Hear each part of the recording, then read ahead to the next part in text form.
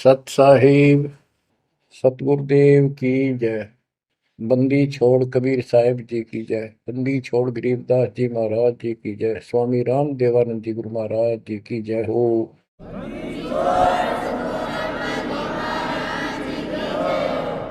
सर्व संतों की जय, सर्व भक्तों की जय, धर्मी पुरुषों की जय।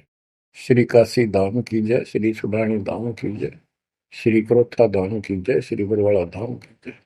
सत साहिब ग्रीवन्योली नाद सुभान गति, लड़े भुजंग हमेश, जड़ी जानो नाम जगदीश है, विष नहीं व्यापै शेष। संत गरीबदास जी महाराज परमात्मा से प्राप्त अध्यात्म ज्ञान को कितने सुंदर तरीके से प्रमाण के साथ पेश करते हैं कि परमेश्वर कबीर जी का जो नाम है ये ऐसा जबरदस्त है। कबीर साहब ने बताया कि कबीर जैसे फनपति मंत्र सुन, रख पुन सुकोड़े, ऐसे बीरा मेरे नाम से, गाल चले मुंह मोड़े। ये तो कबीर साहब ने स्वयं बताया। जैसे फनपति सर्प और गारुड़ के मंत्र को सुनकर उससे इतना डर जाता है कि अपने फन को इकट्ठा करके भागने की चेष्टा करता है, ऐसे मेरे नाम से, कबीर नाम से, उस सच्चे मंत्र से यू काल चले मुंह मोड़, ऐसे काल दूर भाग जाता है। गरीबदास जी कहते हैं, यम किंकर कर जोड़ चले तिस देख रे, धर्मराय के अंक मिटावे लेख रे, जीव जुनी नहीं जा बाठा डे गही, दर्ग मंज हजूर पकड़ छे की बही। गरीबदास जी आंखों देखा परमात्मा की शक्ति का वर्णन करते हैं कबीर जी का, कि उनको देख कर यम के दूत हाथ जोड़ के और दूर चले जाते हैं। और फिर परमात्मा ने धर्मराज के दरबार में जाके मेरी बही निकाली। बही वो बुक, वो पैड जिस पे अकाउंट लिखा था, और परमात्मा ने कहा ये मुझे दो, ये मेरा भक्त हो गया, इसने मेरी दीक्षा ले ली। वह पैड पाट दी दाता ने वहीं पर और फेंक दी कूड़े में। दरगह मंज हजूर पकड़ छे की बही, जीव जोनी नहीं जा बाठा डे गही। कि कबीर साहब ने जिसकी बाह पकड़ ली, जिसका हाथ पकड़ लिया, जिसको शरण दे दी, वो जीव लख 84 प्रकार की योनियों में नहीं जाएगा। बाँ ठाडे गही, ठाडे ठाडा मीन तगड़े समर्थ शक्तिशाली ने हमारी बाह पकड़ ली, हमें शरण दे दी। ठाडे की परिभाषा थोड़ी सी बताता हूँ आपको, क्योंकि बच्चों कोई भी हम प्रसंग सुनते हैं उसके साथ उसका जो लिंक होता है वो कथा का होना अति आवश्यक है, अन्यथा उसका कोई प्रयोजन नहीं रहता। काफी समय पहले की बात है, एक भक्त अब परमात्मा कबीर जी की शरण में था संत गरीबदास जी के माध्यम से। और पुराने समय में खेती किसानी जो होती थी वो केवल वर्षा पर निर्धारित होती थी, और कोई नहर नूर नहीं थी, ना उसका कोई पानी लगता था। बारिश हो जाती थी कुछ एक क्षेत्र में तो उसमें किसान अपना उसको संवार के बीज बो दिया करते थे। जमीन ज्यादा हुआ करती थी उस समय। उस भगत की बहन के क्षेत्र में वर्षा होगी, वहां से मैसेज आया कि हमारे यहाँ बारिश होगी है और सभी खेत एकदम बाने योग्य हो गए, बोने योग्य हो गए हैं, हेल्प के लिए आओ। वो अपने बैल, अपना हल लेकर चला गया, उसको दूसरे खेत में भेज दिया। स्वयं उसका जो जीजा था, बहन का बटेऊ पति, वो अपने बैल लेकर दूसरे खेत में चला गया। जिस खेत में वो भक्त गया, दिन में हल चलाया, दोपहर के समय उसने रेस्ट देते हैं बैलों को, पेड़ के नीचे चला गया। फिर वहां देखा आसपास एक तालाब थी, छोटी सी तलैया जोड़ी, उसमें कुछ पेड़ पेड़ थे, पानी था। बैलों को पानी पिलाने चला गया तो वहां एक मंडी बनी हुई थी, यादगार सी, छोटी सी चबूतरा सा बना के। उस पे एक बेली गुड़की रखी थी। बेली पहले 5 किलो का कट्ठा ही बना करते, वो विशेषकर चढ़ाने के लिए होता था, भेंट। अपने देवी देवताओं को किसान चढ़ाते थे, बोल देते थे पहली फसल का पहला वो 5 किलो ऐसे पीर का चढ़ाओ, वो पीर की मंडी थी। तो वो जो एक का डला सा था मोटा, 5 किलो का, 5 शेर का, उसको उठा लाया वो भक्त। कुछ आप खाया, कुछ बैलों को खिला दिया, अपना काम करके शाम में घर पर आ गया, सो गया। रात्रि के 12 बजे के आसपास एक 4.5 फुट का, टोपी सिर पे, सफेद कपड़े, दाढ़ी, जैसे मुसलमान वेशभूषा हो, आके उससे 10 फुट दूर खड़ा होके और कहने लगा, तेने मेरा गुड़ कैसे खा लिया, तेरी हिम्मत कैसे पड़ गई, तो ठाड्डे की शरण में है, इसलिए बच गया, न तुझे मारता और तेरे दोनों बैलों को मारूंगा। मेरी पार नहीं बसाई, और कति लाल आंख कर रखी, और बहुत गुस्से में था। यूं कह के वो चला गया। भगत को भी फिर थोड़ा सा एहसास हुआ, यूं के भला थी। बाकी इतना तो विश्वास था कि समर्थ की शरण में हो, इस तरह के कुतरुओं का कोई बहुत नहीं। फिर भी मन में था, भी कहते ये बात हुई तो हुई क्यों, ऐसा के कारण हो गया। उसने अपनी बहन से पूछा कि बहन, ऐसे ऐसे उस मंडी पे गुड़ चढ़ा रखा था आपके खेत में, किसकी बना रखी है वो आपके खेत के बराबर में, जोड़ी पे, तालाब पे। तो उसकी बहन बोली, के बात हुई भाई, क्योंकि एक बेली चढ़ा रखी थी, किसी ने गुड़ की तो रखी थी, मैं ठा लिया, उड़ा कुत्ते खाओ उसने, मन बहन आती खिला दी, कुछ आप खा ली। उसकी बहन बोली, रे के क्यों जुल्म कर दिया तेने, को उठा लिया तू वहां से। रोड लागी नो सुनते ही। भाई बोला, मेरी तो सुन ले सारी। वो एक इतने 4.5 फुट का, 4 फुट का आदमी होगा, और सफेद कपड़े पहन रखे, ऊपर टोपी, मुसलमान टाइप सा था, और मेरे से 10 फुट दूर खड़ा होगा, रात को आया। और इन्होंने बोला, तेरी हिम्मत कैसे पट गई, मेरा गुड़ उठा लिया, तने खा कैसे लिया। मैं बोला, नहीं वो आप पे बोलेगा। ने बोला, तू ठाड्डे की शरण में है, न तुझे मारू और तेरे दोनों का लाल मारू। लाल आके रखी थी, और नो कहकर चला गया वापस।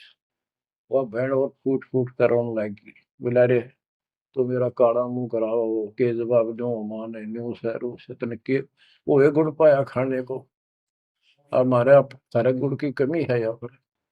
बहुत बुरी तरह लगी रो, भाई बचा कुकर पर भाई, अपने पति ने भी लड़न लगी, तने क्यों भेजा ही उस साइड में, तो इन्होंने क्यों ना भेजा, तने बताना चाहिए था इसको पहले।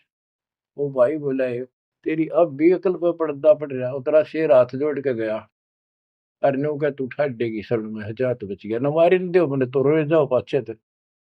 अरे मैं जिंदा जी रोने लग रही तो, पागल कहेंगी, इतनी भी अकल पे पर्दा पड़ गया तुम्हारे, मैं किसकी सुनूं पता है। मैं ये रिक्वेस्ट करूं थारे ते, तुम भी आ जाओ, ना भूतड़ा दिन डर डर मर जाओगे। तो बच्चों, यम किंकर कर जोड़ चले तिस देख रे। बच्चों, आत्मा फूट फूट गाती है, चारों युग में संत पुकारे, कूक क्या हम हेल रे, हीरे माणिक मोती बरसैया जग टूटा ढेर रे। ये डरे तो बड़ी आदत पड़ गई है। यम किंकर कर जोड़ चले तिस देख रे, धर्म राय की बंद मिटावे लेख रे। जीव जूनी नहीं जावा ठाडे गही, ठाडे में दर्द मंद हजूर पकड़ छे की वही। सुन मंडल सतलोक अगमपुर धाम है, धन बंदी छोड़ कबीर तुम्हारा नाम है। बच्चों, इस परम पिता के प्रेम में ऐसे गजब के ज्ञान, ऐसे समर्थ की शरण, आत्मा भावुक हो जाती है, रोका नहीं जाता। सो शुक्र मनाते हैं अपने गुरुदेव का, हे बंदी छोड़, हे परम पिता कैसे शरण दिया आपने, कैसा सुंदर राह बता दिया। नहीं अन्य बिरान माटी राखो या भूतड़े, अरे न पूजे भी जाओ और दुर्गति भी जो कि न रहनी थी। और गीता कहती है भूत पूजोगे भूत पढ़ोगे। परमात्मा की सूक्ष्म वेद की वाणी कहती है, भूत में सो भूत है, देव में सो देव, राम में सो राम है, सुन सकल सुरदेव। अब प्रश्न चल रहा है, कबीर जैसे फनपति मंत्र सुन, रख फन सकोड़े, ऐसे बीरा मेरे नाम से, काल चल मोड़े।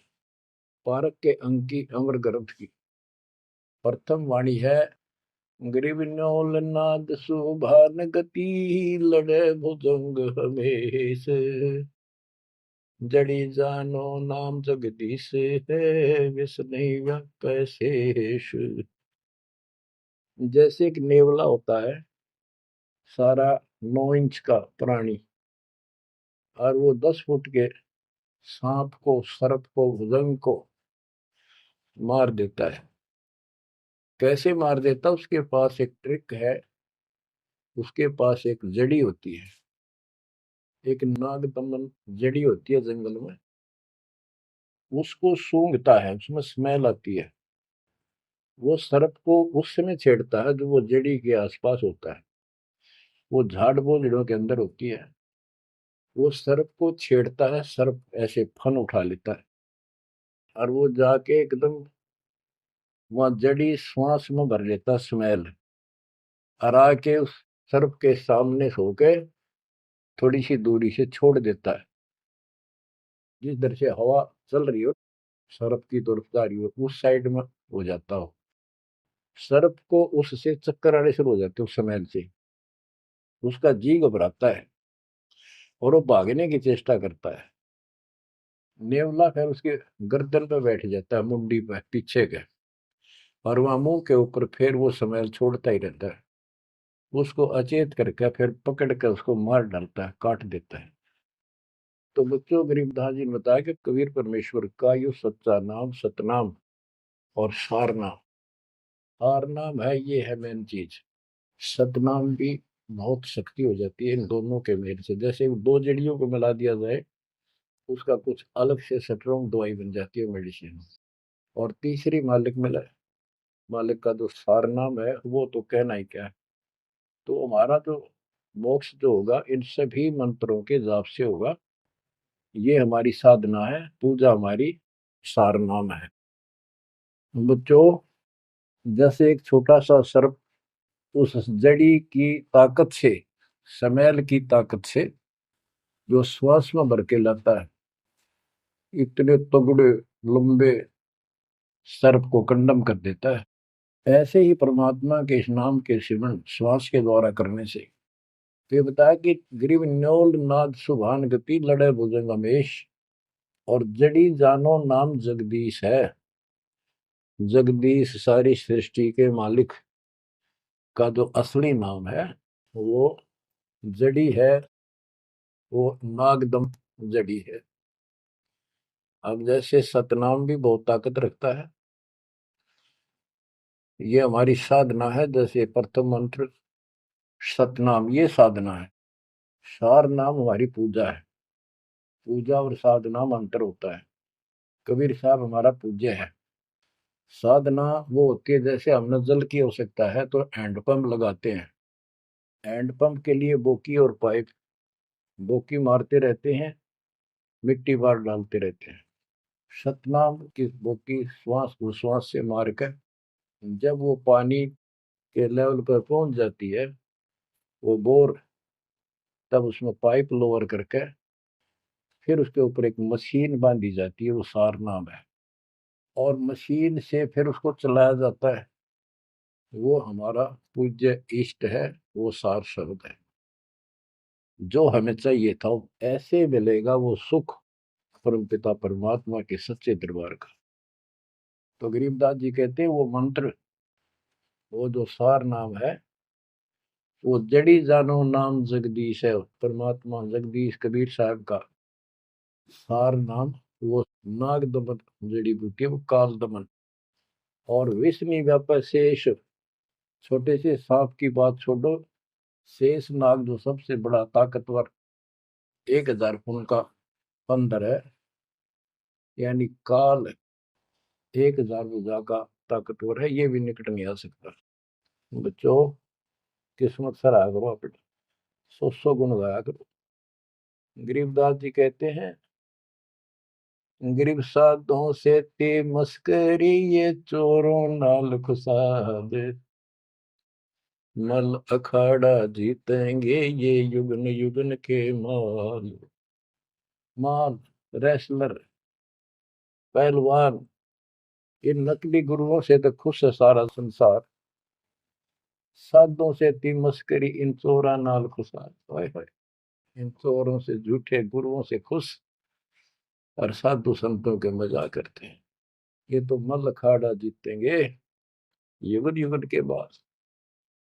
आप हो वो युगन युगन के माल। बच्चों, आपको बहुत बार प्रमाण दिए जाते हैं, देता ही रहूंगा आखिरी सांस तक, क्योंकि सिलेबस यू है। टीचर सारा साल सिलेबस पढ़ाता है, उल्टा सुल्टा उन्हें कोई रट्टा लगवाता है, और तब बच्चे सफल होते हैं। परमात्मा योगों से आपके साथ है।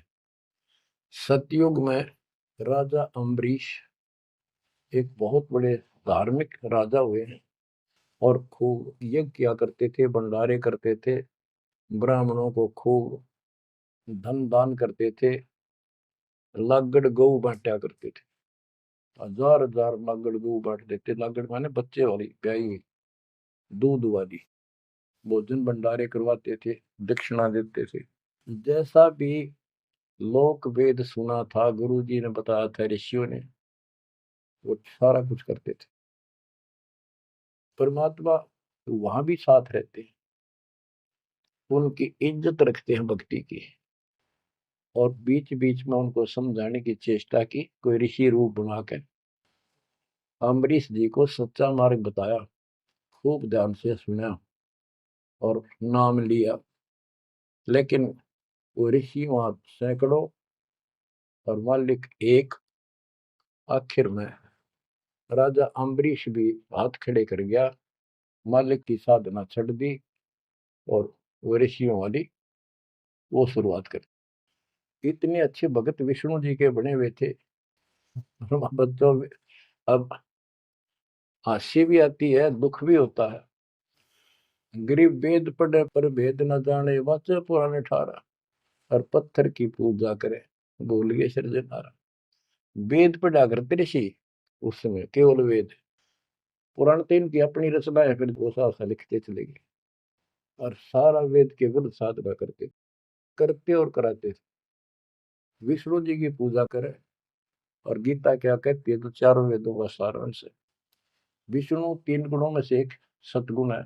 इन तीनों गुणों की भक्ति तक गुण में माया के द्वारा जिसका ज्ञान हरा जा चुका है, यानी इसी तक सीमित है, जो राक्षस स्वभाव को धारण किए हुए मनुष्यों में नीच दूषित कर्म करने वाले मूर्ख, ये मेरी भक्ति ना करते। तो अम्बरीश वही साधना करता था, लेकिन पिछले संस्कार किसी, जैसे भी चल रहा भक्ति युग, बच्चों आप इन बातों को बार बार सुनोगे तो आपके दिल में समा जाएगी अकाड़ी सच्चाई ये है। अब ये भक्ति काल शुरू हो गया, मोक्ष काल समझो। इसमें हजारों वर्षों तक चलेगा, अरबों भगत बच्चे बेटा बेटी पार होंगे, जो चलेगा जो भी लाखों वर्ष और भी चलेगा। लेकिन वो साधना करते रहेंगे, लेकिन उनका विश्वास इतना नहीं बनेगा, वो फिर यही रह जाएंगे काल के जाल में। उन्हीं में से फिर, क्योंकि उनकी भक्ति जबरदस्त है, शास्त्र अनुकूल है, अगले सतयुग में उन्हीं पुण्यात्माओं को काल जन्म देगा, उनको पहले ऊपर के लोकों में रखेगा। ऊपर के लोकों में, स्वर्ग में देवता हजारों लाखों वर्ष वहां रहेंगे। यानी एक कोल्लू के साथ चक्कर है, चैन है, चैन। उस चैन पर जैसे डाल देते हैं, ब्रह्म लोक में गए, फिर चक्कर काटते काटते विष्णु लोक, शिव लोक, सारे अपने कर्म फोड़ के भोग के खत्म करके, फिर भी उनके पुण्य इतने बच जाते हैं कि सतयुग में जन्म देते हैं उनको। और सतयुग में भी अच्छे पुण्य कर्मी फिर राजा बनते हैं। और वह भक्ति, ये वाली भक्ति कसक और वो शेष बची ताकत फिर भी साथ रहती है। और इस कारण से भगवान भी उनके साथ रहना पड़ता है। जो बच्चा गऊ की नजर में, यूं साईं को संत, भक्तों के पीछे फिर भक्त वत्सल भगवंत। कबीर जो जन मेरी शरण है, ताका हूं मैं दास, गेल गेल ला गया करो जब लग धरती आकाश। तो अपने इस विधान अनुसार अम्बरीश से मिले। ठीक है, एक बार तो यह बात इतनी गजब की है, सारी ठीक ठीक लगती है, लेकिन माहौल खराब होता है।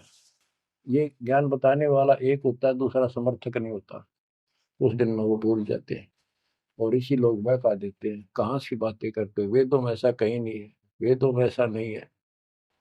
अब दास तो कहना चाहता है, फिर अगले जन्म उस भक्ति से वो अम्बरीश राजा स्वर्ग गया, स्वर्ग में अपनेपन भोगे। फिर त्रेता युग में फिर राजा जनक के रूप में वह आत्मा ने जन्म लिया। वहां भी खूब भक्ति करी, विष्णु के कट्टर पुजारी। वही भावना वही भाव फिर भरा हुआ था, परमात्मा फिर भी मिले उनको। लेकिन राजा और सिद्धियां इतने ठाठ बाट और बकाने वाले वो गुरु निरे ऋषि हमारी ऐसी घिस काट रखी काल में, हम ऐसे मूर्ख बना रखे, थोड़ा सा भी सुख हो जाए, कोई प्रभुता कोई पद प्राप्त हो जाए, हम खुद भगवान बन जाते हैं।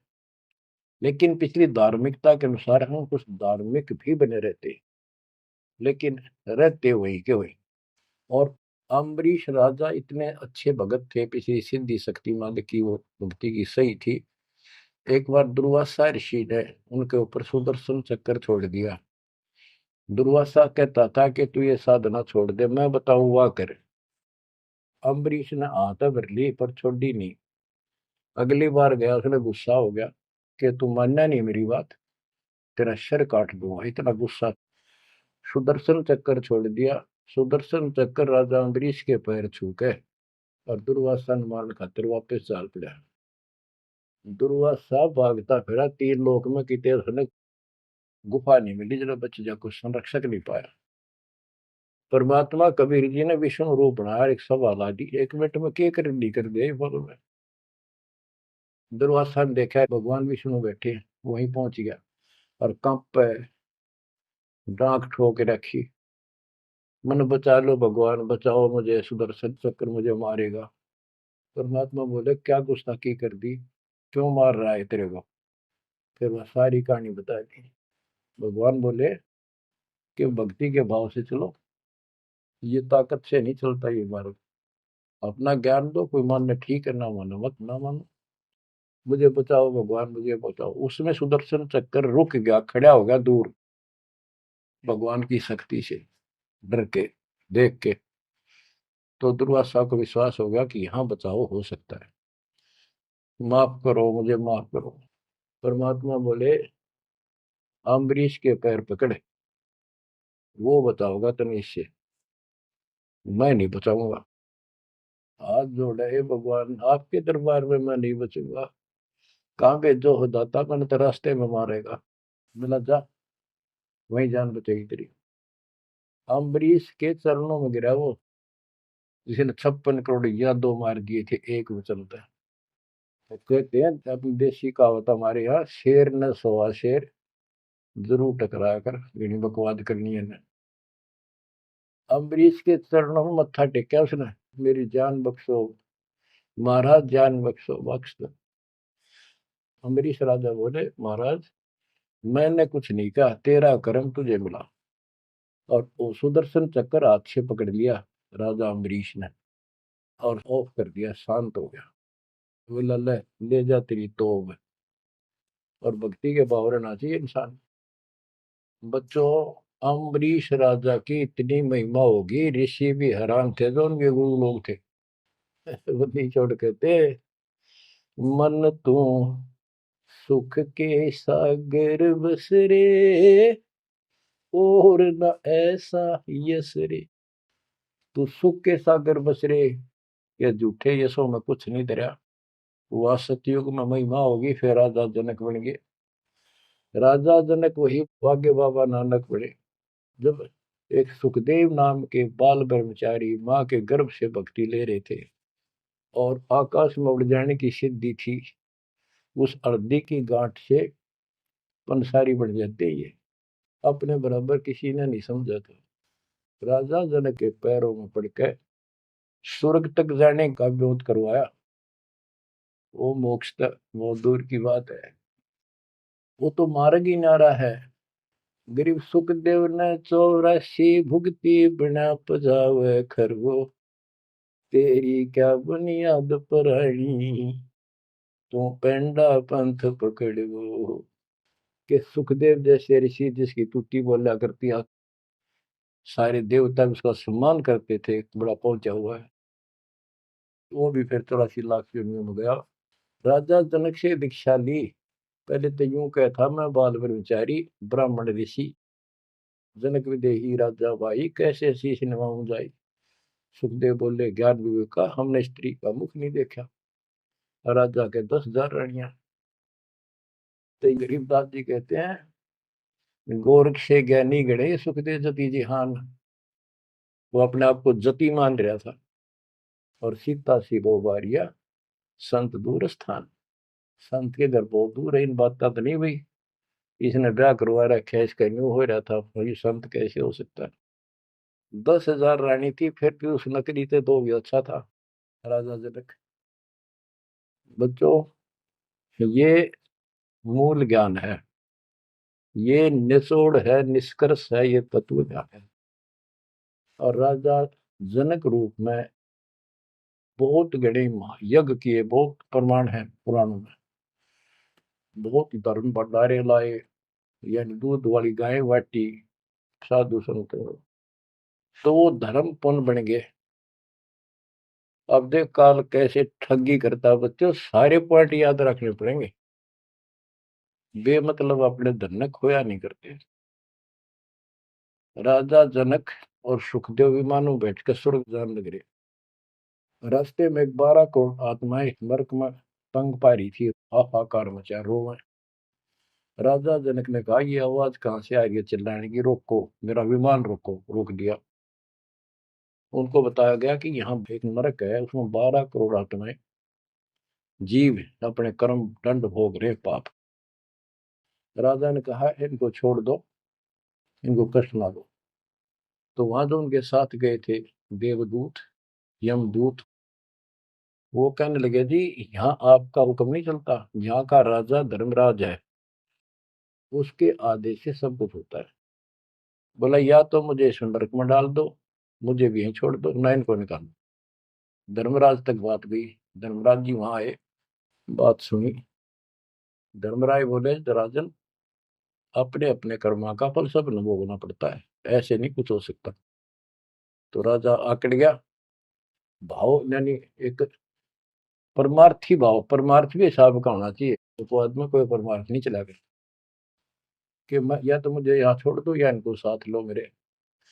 तब धर्मराय ने एक विकल्प निकाला कि आप अपने पुण्य दे दो इनको, आधे या जितने चाहते हो उतने समय तक इनको आपके साथ वहां स्वर्ग में भेज देंगे। राजा ने 50% पुण्य दान कर दिए।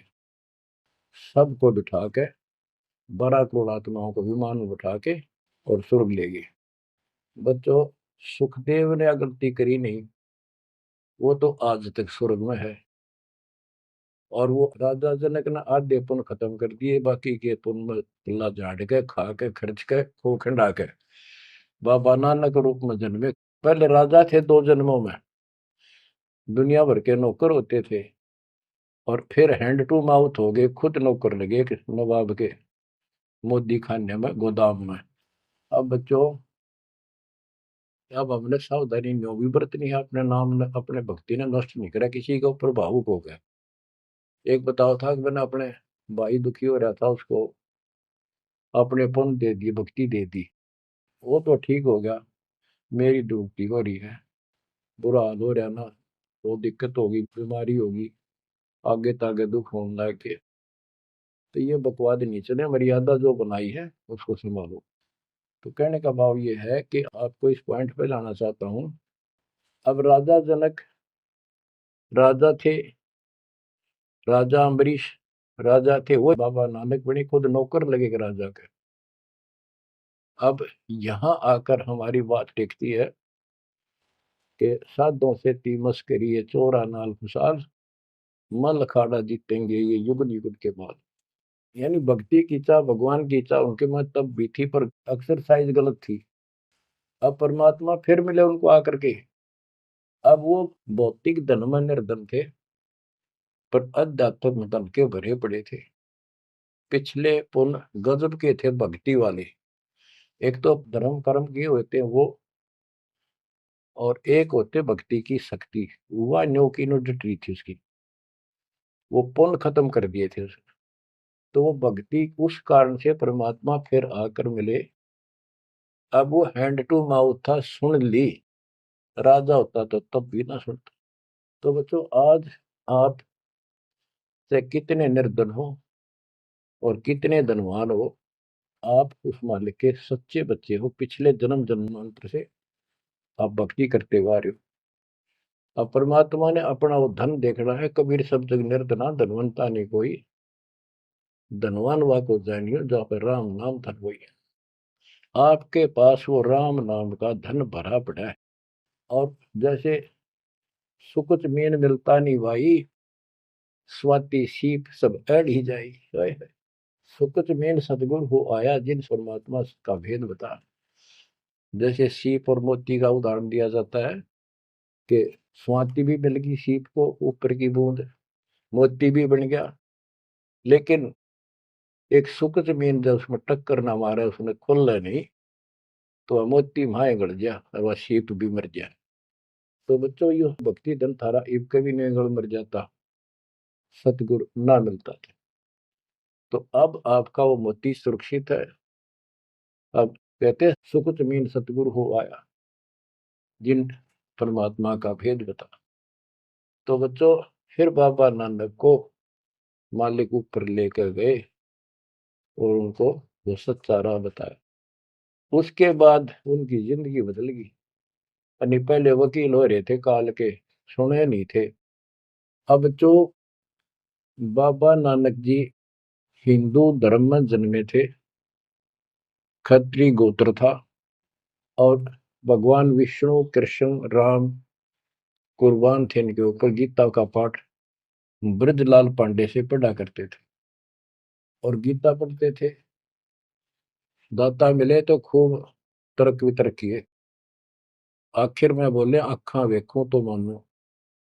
तो परमात्मा ने आई विटनेस भी बनाने थे। बेई नदी सुल्तानपुर के साथ से बह रही है। सुल्तानपुर में बाबा नानक की बड़ी बहन ब्याह रखी थी। वह अपनी बहन के वहां रहते थे, नौकरी करते थे नवाब के। सुबह सुबह स्नान करने जाया करते थे उस नदी पे। वहां परमात्मा ने 2-3 मीटिंग करी। तीसरी बार जब आए, ने बोले आंखें देखो जो मानो। बात सारी समझ में आ गई। गीता बार बार देख ली, पढ़ ली, सच्चाई भगवान कोई और है। और चाव भी थे, पर पुराना ज्ञान और कोई नो समर्थक नहीं गया, बात सच्ची है। तो वो कहने लगे आंखा देखो तो मानो। कबीर साहब और बाबा नानक जी परमात्मा समकालीन थे। बाबा नानक जी का जन्म सन 1469 में हुआ, 1469 में। और 1539 में वो शरीर छोड़ के गए। और परमात्मा जी 1518 में गए। तो 1469 से 1518 तक समकालीन थे। तब आंखों देखा सतलोक 3 दिन तक नानक साहब जी का शरीर कहीं और छुपा के उनकी आत्मा को लेके गए, फिर छोड़ा तीसरे दिन। उसके बाद तो दुनिया बदल गई उनकी। वो सब पूजाएं त्याग माल की शरण में आ गए। घर में विरोध, सारे समाज में विरोध है। उसके पिता भी बहुत दुखी हो गए, तो के पैदा हो गया हमारे, देवी देवताओं को ऐसा गलत बोलता है। तो बहुत परेशान हुए। लेकिन जब आंखों देख ली, कौन सुने किसकी। सूरवीर होते हैं संत, संत सिपाही और शेर पीछे नहीं हटते। तो बच्चों, सारा ज्ञान सत्संग से होता है। परमात्मा का और उस प्यारी आत्मा का, आत्मा और परमात्मा नानक साहब का सत्संग हुआ। सत्संग से बात स्पष्ट हुई। अब पारक के अंक की वाणी सुनाता हूँ कुछ। साधों से ती मस्करी ये चोरा नाल खुशाल, मल अखाड़ा जीतेंगे ये युगन युगन के माल। अब वो बाबा नानक युगन युगन के माल थे और वह जीते, डट के खड़े हो गए। फिर जब ज्ञान समझ में आ गया, सारा संसार मीराबाई थी युगन युगन की माल, सत्संग में जाना ना छूटे माँ, फिर जल के मरो संसार। तो बच्चों इस स्थिति में तुम नहाना पड़ेगा एक दिन, जब जाता राजी होगा। और ये ज्ञान खुद देता है भगवान, और वो आत्मा जो इसको सुनकर कुर्बान हो जाती है, वो महान आत्मा होती है। गरीब अंश गवन करते नहीं, मान सरोवर छाड़, कौवे उड़ उड़ जात हैं खाते मसाहाड़। हंस और कौवे और बुगले सब पक्षी कहलाते हैं। हंस उस मानसरोवर को नहीं छोड़ता जहां उसका आहार मोती होते हैं, और कौवे वहां टेके नहीं, क्योंकि उन्हें तो जगह जगह जाकर मांस खाना, हाड खाड़े हाडों का मांस चाटना, किसी पशु के जख्म में चोंच मारना, ये कौवियों जैसी व्यक्ति के लोगों का स्वभाव होता है कि दुखी उनका अपना उल्लू सीधा हो, स्वार्थ सिद्ध हो, ताकि अगला कितना दुखी हो। ये कौवे जैसे जीव होते हैं। अब यहाँ बताते हैं, कबीर साहब कहते हैं, गरीब अंश गवन करते नहीं, मान सरोवर छाड़, कौवे उड़ उड़ जाते हैं खाते मांसाहाड़।